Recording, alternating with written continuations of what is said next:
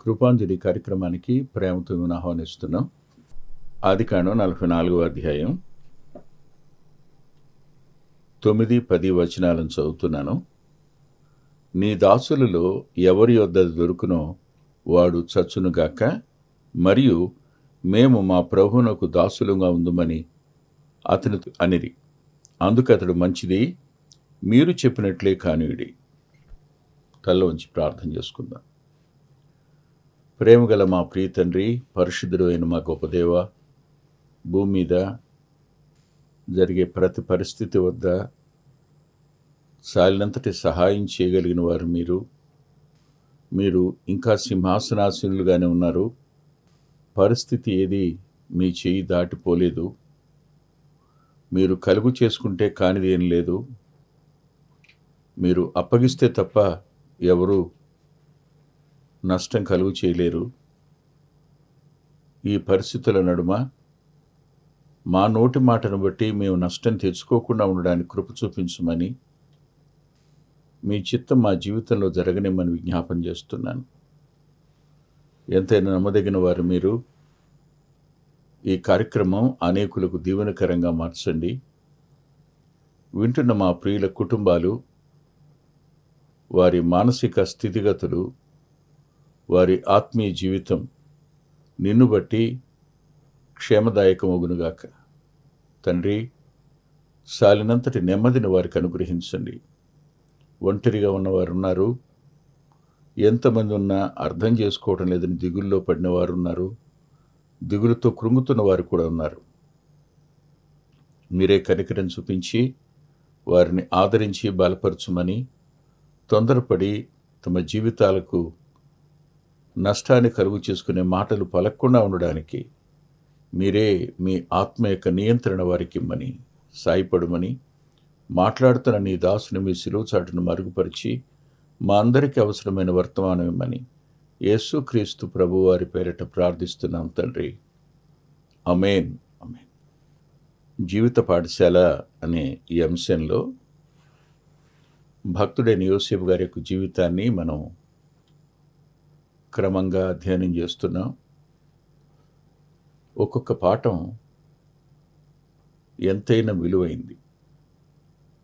గత వారంలో చెప్పుకున్నాం, తొందరపడి మాట్లాడే మాట. ఈ వారం మనకు మనమే తీర్పు తీర్చుకునే పరిస్థితులు మన నోటి వలన కలుగుతాయి.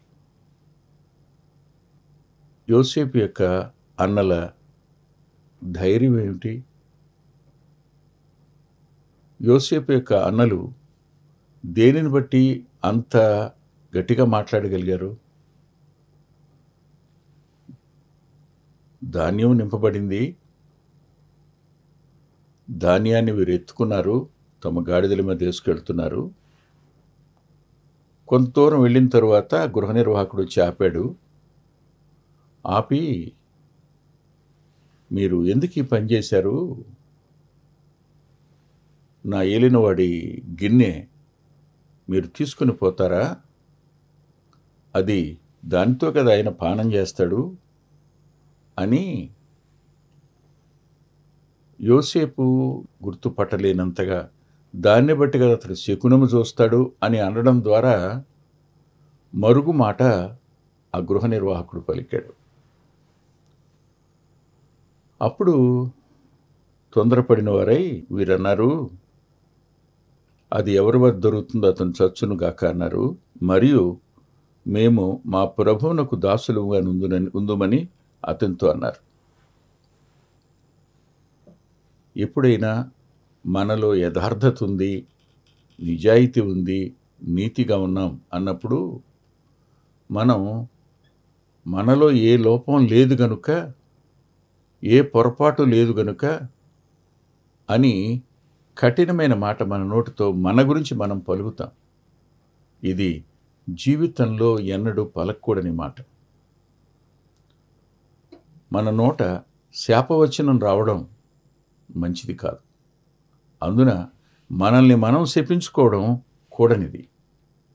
ఇది అంత సమంజసమైన సంగతేం కాదు. లేఖనంలో ఒక మాట నేను మీకు చదివి వినిపిస్తాను.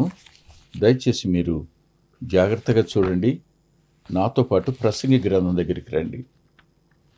ప్రసంగి గ్రంథం దయచేసి చూడండి, 5వ అధ్యాయం 6వ వచనం. నీ దేహమును శిక్షకు లోబరుచునంత పని నీ నోటి వలన జరగనీయకుము. బాగుంది మాట కదా. నీ దేహమును శిక్షకు లోబరుచునంత పని నీ నోటి వలన జరగనీయకుము. మన నోటి మాటకు మనం లెక్క చెప్పటం కాదు, మన నోటి మాట మన మీద శిక్షకు కారణమవుతుంది. మన నోటి మాట వల్ల మనల్ని మనం తీర్పు తీర్చుకున్న వాళ్ళం అవుతాం, సందేహమేం లేదు. వీరు ఇంత బలంగా మాట్లాడడానికి, గట్టిగా మాట్లాడడానికి కారణం తమ యథార్థవంతులను నిరూపించుకోవడం కోసమే వాళ్ళు అలా మాట్లాడారు. కానీ గతాన్ని మర్చిపోయిన వారు అలాగే మాట్లాడతారు. గతాన్ని మర్చిపోయిన వారు అంటే నేను యోసేపును బాధ పెట్టిన గతం గురించి మాట్లాడడం లేదు. వారు బయలుదేరి కనానుకు వెళ్ళేటప్పుడు మార్గమధ్యంలో ఆగినప్పుడు ఒకరి రూకలు అందులో ఉన్నట్టు చూశారు కదా. కనానుకు వెళ్ళిన తరువాత ఎవరి రూకలు వారి గోనెలో ఉండటం చూశారు కదా. అది తమకు తెలియకుండా జరిగే అవకాశం ఉంది. మర్చిపోకండి, మన ఇంటి వారికి సంబంధం లేకపోయినా, మన ఇంటిలో ఎవరికి సంబంధం లేకపోయినా మన ఇంటికి నష్టం కలిగించేది ఇతరుల ద్వారా మన ఇంటిలోనికి వచ్చే అవకాశం ఉంది, మన గోనెల్లోకి వచ్చే అవకాశం ఉంది. కారణం ఎవరైనా కావచ్చుగాక, మనం దోషులుగా నిలబడవలసి వస్తుంది. కారణం గృహ నిర్వాహకుడై ఉండొచ్చు, కారణం యోసేపు అయి ఉండొచ్చు. కానీ మన మీద మనం చూపించే ఆ ఓవర్ కాన్ఫిడెన్స్ అనేది, అది మనల్ని శిక్షకు లోబరిచేటంత పని చేయటం ఖచ్చితంగా జరుగుతుంది. నేను చాలామందిని చూశాను అలాగూ.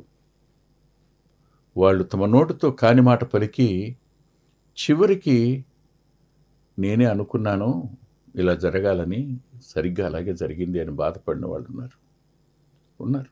కాదని నేను అనలేను, మీరు కూడా అనలేరు. మీరు కూడా ఇలాంటి వ్యక్తిని చూసుంటారు.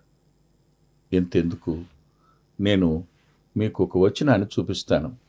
రాజులు మొదటి గ్రంథం 20వ అధ్యాయం. రాజులు మొదటి గ్రంథం 20వ అధ్యాయంలో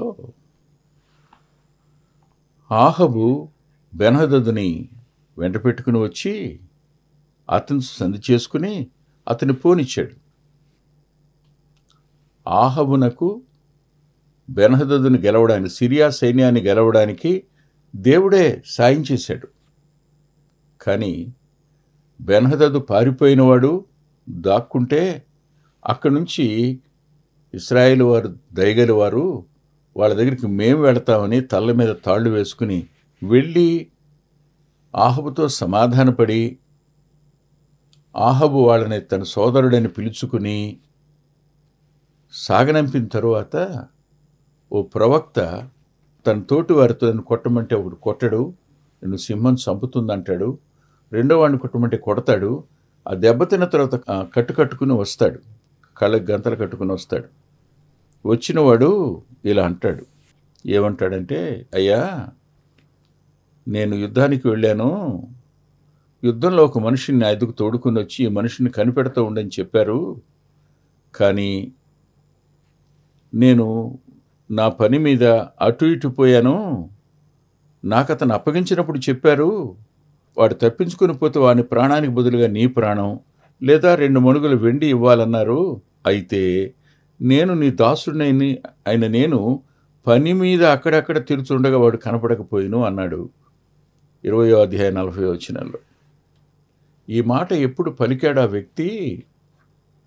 ఆహబు రోషన్ చొప్పున తాను తీర్పరి గనుక, న్యాయం తీర్చడానికి రాజుగా ఉన్నాడు గనుక అన్నాడు, నీకు నీవే తీర్పు తీర్చుకుంటువి అన్నాడు. నీకు నువ్వే తీర్పు తీర్చుకున్నావు అని నీవు చెప్పినట్టుగా నీకు జరుగునుగాక అన్నాడు. అప్పుడు అతడు తన కండ్ల మీద ఉన్న పాగా తీసివేయగా చూచి అతడు ప్రవక్త అని రాజు గుర్తించాడు. గుర్తించినప్పుడు అంటాడు, నీవు నేను శపించిన మనుషుని నీ చేతుల నుండి తప్పించుకొని పోనిచితివి గనుక వాని ప్రాణమునకు మారుగా నీ ప్రాణమును, వాని జనులకు మారుగా నీ జనులను అప్పగించబడతారన్నాడు. ఎవరికి చెప్పినా మనంతట మనం చెప్పుకున్నా చివరికి మనకు మనమే అప్పగించుకోవాలి. మీ జ్ఞాపకం ఉందా? దావీదు వద్దకు వచ్చి ప్రవక్త ఆ పొరిగింటి గొర్రెను గురించి మాట్లాడుతున్నప్పుడు దావీదు కోపం వచ్చి అతడు ఒక గొర్రెకి 4 గొర్రెలు ఇచ్చుకోవాలి అంటాడు. దావీదే 4 గొర్రెలు ఇచ్చుకున్న పరిస్థితి ఏర్పడలేదా? ఒక బిడ్డకు బదులు 4 బిడ్డల్ని తాను పోగొట్టుకోవాల్సిన అవసరం దావీదుకు రాలేదా? వచ్చింది. అందును బట్టి హృదయపూర్వకంగా మనవి చేసేది ఏమిటంటే, మిమ్మల్ని మీరు కానీ మీ ఇంటి వారిని మీరు కానీ ఎన్నడూ శపించుకోవద్దు, కాని మాట పలకవద్దు అని హృదయపూర్వకంగా బ్రతిమాలుతున్నాను. ఒకవేళ దేవుడు నువ్వన్న మాటను మంచిది అలాగనే జరగనిమ్ము అని యోసేపు అన్నట్టు అంటే యోసేపు మాట వెనక్కి తీసుకుంటాడు, అందులో సందేహం లేదు. కానీ పొరపాటున శిక్షకు లోబరిచే మాట మన నోటి వెంట రాకూడదు అన్నది లేఖనం చెప్తున్న మాట కదా. తర్వాత పశ్చాత్తాపడి ప్రయోజనం ఏముండదు, మర్చిపోకండి. ఇదే విషయం నేను మరో చోటు కూడా మీకు చూపిస్తాను. దయచేసి నాతో పాటు మీరు రండి. లూకా సువార్త 19వ అధ్యాయం 22వ వచనం. అందుకతడు, చెడ్డదాసుడా, నీ నోటి మాటను బట్టియే నీకు తీర్పు తీర్చుదును. నీ నోటి మాటను బట్టియే నీకు తీర్పు తీర్చుదును. అతను అన్నాడు, నీవు పెట్టని దాన్ని ఎత్తుకొనివాడివి, విత్తని దాన్ని కోయేవాడివి, కఠినుడు గనుక అన్నాడు. నేను కఠినుడని నువ్వు అన్నావు కదా, నీ నోటి మాట బట్టి నీకు తీర్పు తీరుస్తాను అన్నాడు. మన నోటి మాట మనకు తీర్పు తీర్చే దుస్థితిలోనికి మనం పోతాం. ప్రభువే ఈ మాటలు స్పష్టంగా చెప్పారు. మాట జాగ్రత్తగా పలకడం ఎంతైనా అవసరం. చాలామంది పెద్దలు మాట్లాడేటప్పుడు జాగ్రత్తగా వారు మాట్లాడడం నాకు తెలుసు. అనవసరమైన ఒక పదం పలక్కపోవడం కూడా నేను చూశాను. వారు ఒక్క మాట అనవసరంగా పలికేవారు కాదు. జాన్ కెనడీ గారు నేను చూశాను, ఒక్క మాట అనవసరంగా ఆయన పలకలేదు. అలాగే రాయడానికి ప్రభు సాయం చేసిన పుస్తకాలలో రాజారావు గారు అనవసరంగా ఒక మాట పలికినట్టు కనపడదు. భక్తులు తమ నోటిని కాచుకున్నారు, కానీ మనం మన నోటిని కాచుకో. మన నోటి మాట వల్ల మనకు మన ఇంటి వారికి నష్టం కలిగించేటట్టుగా మాట్లాడుకోవడం అనేది మన మీద మనకున్న అతి నమ్మకం, అతి విశ్వాసం, స్వాభిప్రాయం ఏదైనా కావచ్చు. మీరన్నట్టే మీకు మంచిది, మీరన్నట్టే మీకు జరుగునుగాక అని అంటే మీ మాటకు మీరే కట్టుబడి ఉండాలి. ఇప్పుడు అంతే అయిపోయింది, కాదనడానికి లేదు ఇక కదా. జాగ్రత్త. మీకు గుర్తుందా? హృదయపూర్వకంగా ఈ మాట చెప్తున్నాను. నిర్గమాకాండంలో 14వ అధ్యాయం 11వ వచనంలో అంటారు, ఐగుప్తులో సమాధులు లేవని అరణ్యంలోని తెచ్చావా అంటారు. వారు అన్నమాట, ఈ అరణ్యంలో మమ్మల్ని చంపడానికి తెచ్చావా, ఈ అరణ్యంలో మమ్మల్ని సమాధి చేయడానికి తెచ్చావా. మొత్తం ఆ తరవంతా మాట అంది. ఆ తరవంతా అదే అరణ్యంలో మరణించి అక్కడే సమాధి చేయబడ్డారు. ఒక్కొక్క మాట ఒక్కో పాఠం. ఆత్మీయంగా మన వ్యక్తిగత జీవితాలు తొందరపాటుతనం లేకుండా ఉండునుగాక. అనేకసార్లు మనం మాట్లాడితే ఎదుటివారు వింటారని, మీరు మాట్లాడితే ఎదుటివారు కాదనరు అనుకుంటారు. కానీ ఎదుటివారు అనే మాటలను బట్టి తొందరపడి ఎక్కడ కాని మాట పలుకుతామోననే భయం అడుగు ముందుకు వేయనివ్వదు. ఆ భయం మన అంతరంగాలను ఏలుబడి చేయనుగాక. జ్ఞాపకం పెట్టుకోండి. ఇంకొక మాట కూడా చెప్పి ముందుకు పెడతాను. మీకు గుర్తుందా? న్యాయాధిపతుల గ్రంథం 16వ అధ్యాయం 28వ వచనంలో ఇలా రాస్తాడు, ఈసారి మాత్రమే. అంటే సంసోను మరోసారిని కోరుకోలే, ఈసారి చాలు. వారు నా కనులు రెండూ తీసినందుకు ఈసారి మాత్రమే ప్రభువా నన్ను జ్ఞాపకం చేసుకో, ఈ ఒక్కసారి. అంటే రెండో ఛాన్స్ నాకు వద్దు అనే మాట. దేవుడు ఆమెనన్నాడేమో కదా. దినాలు గడిచే కొద్దీ పరిస్థితులు ప్రతికూలం అవుతున్నప్పుడు, తండ్రికి కొడుకు విరోధి అవుతున్నప్పుడు, తల్లిదండ్రులకు పిల్లలు విరోధులవుతున్నప్పుడు, పిల్లల్ని తల్లిదండ్రులే చేజేతుల తీర్పులకు అప్పగించే రోజులు వస్తున్నప్పుడు, ఖచ్చితంగా మనల్ని మనం రుజువుపరచుకోవడం కోసం పలికే ప్రతి మాట, నేను నీతిమంతుణ్ణి యథార్థవంతుణ్ణని చెప్పడం కోసం మనల్ని మనం నిందించుకోవడం, శపించుకోవడం అనే పదాలు మనకు మనం తీర్పు తీర్చుకున్నట్టు అవుతాయి. మర్చిపోవద్దు. ఇక్కడ మరో మాట కూడా మీకు చూపిస్తాను. దయచేసి నాతో పాటు కొత్త నిబంధన వద్దకు రండి. రోమాపత్రిక 14వ అధ్యాయంలో 22వ వచనంలో చివరి మాట ఇలా ఉంది. అదేమిటంటే, తాను సమ్మతించిన విషయంలో తనకు తానే తీర్పు తీర్చుకొనని వాడు ధన్యుడు. తనకు తానే తీర్పు తీర్చుకొనని వాడు ధన్యుడు. ఈ మాట మనసులో పెట్టుకోండి. మీకు మీరు తీర్పుని అనౌన్స్ చేసుకోకండి. నీ ఇంటి వారికి తీర్పుని అనౌన్స్ చేసుకోకండి. ఒకవేళ నేను అలా చేసుంటే నేను నా ఇల్లు నశించిపోవునుగాక అనే పదాలు వాడకండి. నేను అలాంటి పలికి ఉంటే నాకెంత నష్టమైనా వచ్చునుగాక అని అనకండి. అలా వస్తే నేను క్యాన్సర్తో చస్తాను అనే మాటలు పలికిన వాళ్ళు కూడా నాకు తెలుసు. జాగ్రత్త, అలాంటి పదాలు పలకండి. అలా పలకకుండా ఉన్నవాడు ధన్యుడు అనే లేఖనం స్పష్టంగా చెబుతుంది. జాగ్రత్త వహిద్దాం. అనవసరమైన మాటలు పలకకుండా ఉండడం మంచిది. దయచేసి చూడండి. ఇప్పుడు ఆదికాండం 44వ అధ్యాయం. మంచిది, మీరు చెప్పినట్టే కానియుడి. ఎవని వద్ద దొరుకునో అతనే నాకు దాసుడగును. అయితే మీరు నిర్దోషులగుదురని చెప్పాడు. అంటే మీ మీద మీరు తీర్పు తీర్చుకున్న సంగతి తెలిసినవాడు గనక ఎవరి దగ్గర దొరుకుతుందో అతడు మాత్రమే నాకు దాసుడవుతాడు. నేను చంపనతన్ని, మీరు నిర్దోషులు అవుతారు అన్నాడు. ఈ మాట ఆయన దయకు కనికరానికి రుజు.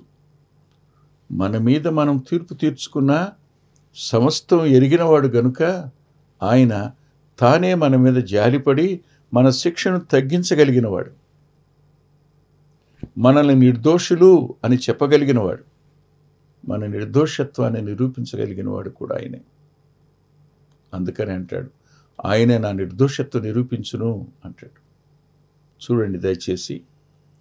అప్పుడు వారు త్వరపడి 11వ వచనం 44వ అధ్యాయంలో ఆదికాండం. ప్రతివాడును తన గోనెలు కిందకు దించి దాన్ని విప్పెను. అతడు పెద్దవాడు మొదలుకొని చిన్నవాని వరకు వారిని సోదా చూడగా గిన్నె బెన్యామీను గోనెలో దొరికెను. కాబట్టి వారు బట్టలు చింపుకొని ప్రతివాడు గాడిద మీద గోనెలు ఎక్కించుకొని తిరిగి పట్టణమునకు వచ్చారు. తిరిగి వెళ్ళిపోలేదు వాళ్ళు. బెన్యామీను వదిలిపెట్టి బెన్యామీను వెంట వీళ్ళు బయలుదేరి వచ్చారు. మీరు నిర్దోషులు, మీరు వెళ్ళిపోవచ్చు, అతడు మాత్రమే దాసుడు అవుతాడు అన్నాడు. ఇప్పుడు బెన్యామీను అక్కడి నుంచి ఐగుప్తు వైపుకు రావాలి. మిగిలిన 10 మంది తిరిగి కనాను వైపుకు వెళ్ళాలి. కానీ లేదు, వాళ్ళందరూ తిరిగి వెనక్కి వచ్చారు. ఆలోచించండి. ఇప్పుడు ఎవరు బాధపడుతున్నారో, ఎవరు దుఃఖపడుతున్నారో ఆ దుఃఖానికి మనం కారకులం. వారి దుఃఖానికి మనం కారకులం అనే సంగతి మర్చిపోతున్నాం. మనం చేసిన దాన్ని బట్టి ఒక వ్యక్తి ఎంతకాలం దుఃఖపడ్డాడో, ఎంతకాలం కన్నీరు కార్చాడో, ఆ కన్నీరంతటికి మనం లెక్క చెప్పవలసి వస్తుంది. ఆ కన్నీరు మన మీద తీర్పు తీరుస్తుంది. ఆ కన్నీటి స్వరం మీ వల్ల నేను ఏర్పరచుకున్నవాడు ఎంత దుఃఖపడ్డాడో, ఎంత వేదన పడ్డాడో, ఎంత అవమానపడ్డాడో, ఎంత నిందపడ్డాడో, దానంతటికీ మీరు లెక్క చెప్పాలి అని దేవుడు మీ మీద తీర్పు తీర్చే ఒకరోజు వస్తే మీరైనా నేనైనా నిశ్చేష్టులు ఉండవలసిందే. అయితే ప్రపంచం యొక్క తీర్పంతటిని తానొక్కడు భరించి మన సొంత పాపాలకు, మనం చేసిన తప్పుకు, అతిక్రమానికి, దోషానికి, పాపానికి శిక్షను భరించిన వాడు ఆయనొక్కడు. నేటికి ఆయన రక్తం సజీవంగా ఉంది. పరిశుద్ధాత్ముడు ఒప్పిస్తూ ఉండగా నేటి పనంతటికి కారకుని నేను, కారకురాలిని నేను అని ఎవరైతే ఒప్పుకుంటారో వారిని ఆయన క్షమించడానికి సిద్ధ మనసు కలిగిన వాడు. తల్ల వంచండి, ప్రార్థన చేసుకుందాం.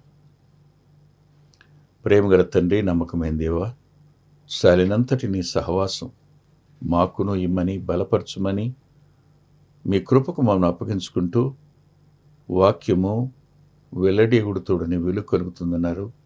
అది కార్యం చేయకుండా తిరిగి రాదు అన్నారు. కార్యాన్ని జరగనిమ్మని యేసుక్రీస్తు ప్రభువారి పేరిట ప్రార్థిస్తున్నాం తండ్రి. ఆమేన్. ప్రభు చిత్తమైతే వచ్చే వారం కలుసుకుందాం. అద్భుతమైన పుస్తకాలు అందుబాటులో ఉన్నాయి. అందులో అంత్యోక్ మినిస్ట్రీస్ నుంచి ప్రచురితమైన మీ ఆత్మీయ క్షేమానికి మేలు కలుగు చేసే పుస్తకాలు, మీ ఆత్మలను దేవుని కొరకై ఉజ్జీవింపచేసే పుస్తకాలు, ప్రభువులాగా జీవించడానికి ప్రేరేపించే పుస్తకాలను దైవాత్మ సహాయంతో రాయటం జరిగింది. పిల్లల కొరకై చిత్రీకరించబడిన 5 DVDలు అందుబాటులో ఉన్నాయి.